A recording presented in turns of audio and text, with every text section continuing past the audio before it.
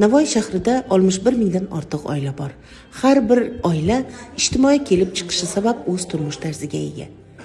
Xalqaro oila kuni munosabati bilan ana shunday oilalardan birini jamoatchilikka tanishtirishni maqsad qildik. Bu oilani Navoiy viloyatida notariuslar sulolasi deya e'tirof etishadi.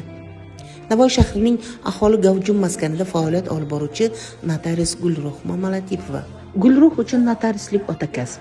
Xuddi shu xonada 3 yil avval uning padari Komiljon Jumayev faoliyat olib borgan. Biroq bevaqt o'lim bu oilaning yuragi bo'lgan insonni olib ketdi. Oila uchun og'ir damlardan o'tish oson kechmadi, ammo hayot davom etadi. Gulruh notariat sohasida avlodning davomchisidir bugun. Onasi Matluba Jumayeva akasi Sirojiddin Jumayevlarning notariat sohasidagi ko'p yillik mehnatlari oldida u hali teta-poya qilayotgan bolakay singari. Biroq o'z kasbini sevishi sabab u allaqachon xalq og'ziga tushdi.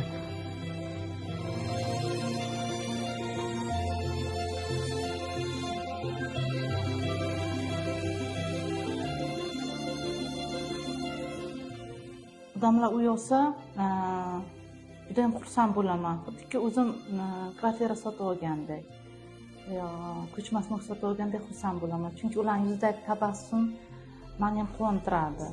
Notarius bo'lmaganimda bu savol albatta dadajonimga o'xshab sudya bo'lardim.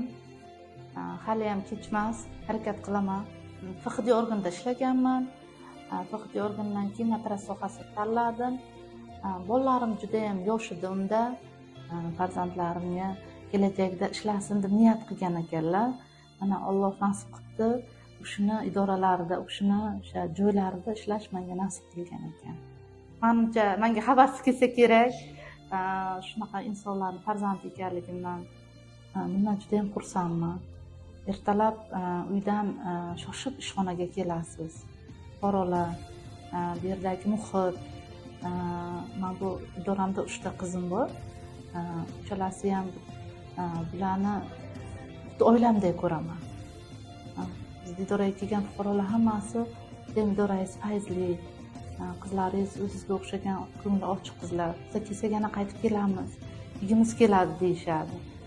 Bularni ham har bir insonni o'zining dardi bo'lganda, bularni ham oilaviy sharoitidan qanaqadir momolar chiqib qoladi. Ular harakat qilaman, momolarga yordam berishga, tushunishga, ularning ham dardini eshitishga harakat qilaman. Gulruhga homilakayizda 90% desam ham adashmayman. Fe'llari o'tgan, uni o'zini tutishi, fuqarolarga bergan yordami, fuqarolarga muomalasi, bilimligi, astoydil toza ishlashi hammasi homilakayizdan o'tgan.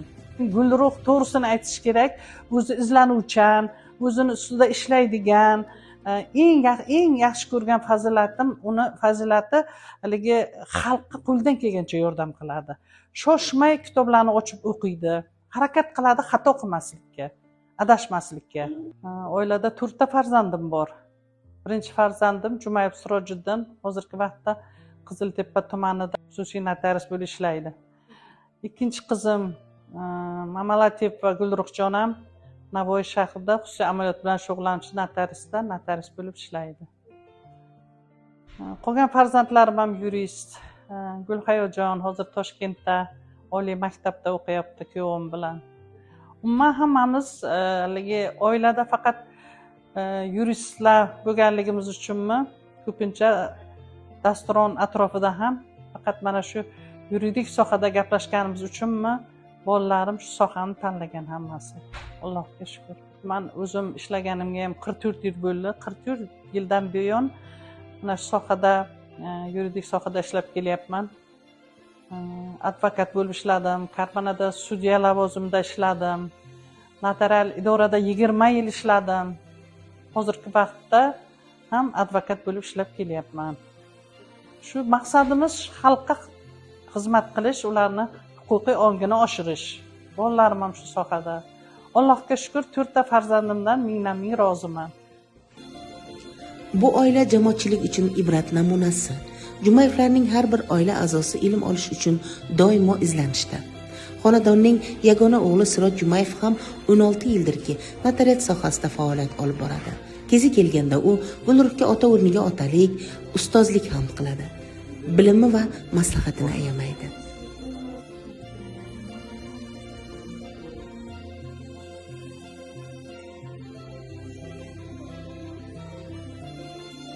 Otajonimiz, ustozimiz Komiljon aka Jumayevning bizga qoldirgan shunaqangi notariat sohasida, sud huquq sohasida katta maktablari borki, u kishi bizning oramizda yo'q bo'lsalar ham, lekin u kishini bizga bergan saboqlari, u kishini bergan bilim saviyalari ila men o'ylaymanki, bu insonlar abadiy yashaydilar. Maktab vaqtlarida o'qib yurgan vaqtlarimda otamiz qo'limizga qog'oz qalam ushlatib, mana shu notariat sohasidagi notarial harakatlarni yozishni o'rgata boshlashdi. Bu vaqtlarda hattoki kompyuter ham yo'q edi. Qo'lda yozadigan oddiy mexanika mashina yozuvlari bo'lardi. Mana shu yozuvlarda demak notarial harakatlarni yozishni o'rganishni boshlaganmiz va ushbu sohaga mehr qo'yganmiz. Katta singlimiz Amalatipova Gulruh Komiljonovna mana hozirda otaginamiz qadam joylarini idoradagi ishlarni davom ettirmoqda. Onamiz Jumayeva Matluba Yusupovna notariat sohasidan nafaqaga chiqqanlar. Albatta hammamizga ham nasib qilsin shu sohada ishlab, mehnat qilib va nafaqaga chiqishlik. Har zamonda hazillashib aytamiz. Hozir u kishi albatta xususiy advokatlar. Onajon, bo'ldi endi ishlamay qo'yavering. Mana biz o'zimiz ishlaymiz-ku degan mazmunda hazillashib gapirgan vaqtlarimizda u kishi shu yoshda ham men qiladigan ishni sizlar hali qila olmaysizlar bolam, mendek ishlay olmaysizlar degan mazmunda bizga doim tarbiyaviy ahamiyatga ega bo'lgan so'zlarni bildiradilar. Endi Gulruhni otasi asosiy ustozi hisoblanadi. Otasida stajirovkani o'tadi. Otasidan keyin uni ustozi o'g'lim Jumayev Sirojiddin deb hisoblayman. Chunki u juda ko'p maslahatlarni notariat sohasida ham, boshqa sohalarda ham maslahatlarni akasi Sirojiddindan oladi. Akasi u uchun umuman vaqtini ayamasdan juda ham Gulruhni qo'llab-quvvatlab yordam berib kelyapti.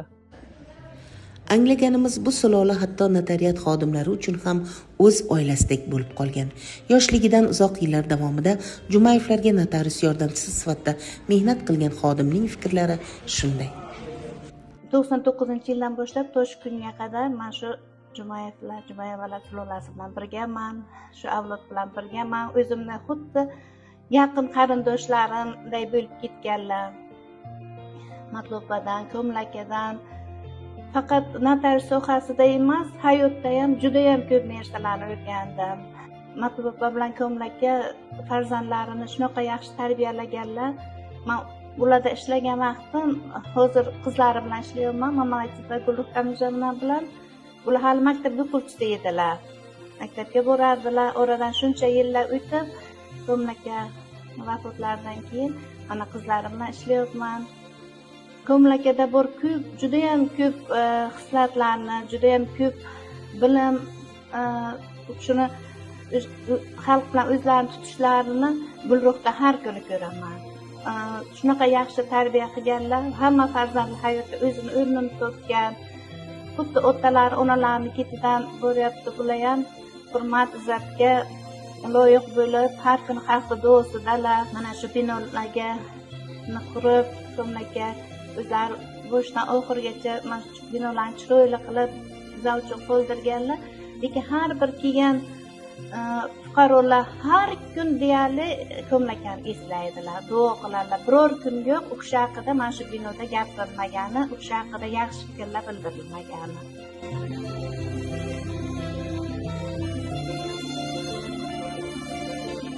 Notariat sohasini o'zi qiyin, mushkul ish, lekin faxrli ish.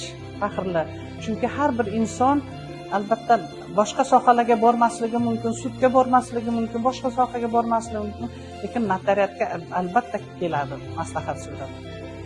dadasini xalq qanday tilga olgan bo'lsalar, men istayman uni ham shunday xalq e'zozlab, xuddi dadasida tilga olishini istayman. Faqat umri o'xshamasin, umri uzoq bo'lsin. Xulosa qilmaymiz, chunki bu oila vakillarining har biri faoliyatini alohida e'tirof etishga arzigulik xizmatlari bor.